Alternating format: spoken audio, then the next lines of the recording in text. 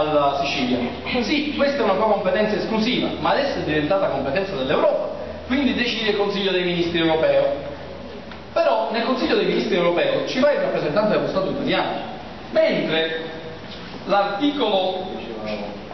un articolo della Costituzione, che è il 117, ad un certo comma dice, inascoltato, che le regioni e le province autonome di Trento e di Bolzano, nelle materie di loro competenza, partecipano alle decisioni dirette alla formazione degli atti normativi comunitari e provvedono all'attuazione e all'esecuzione degli accordi internazionali e degli atti dell'Unione Europea.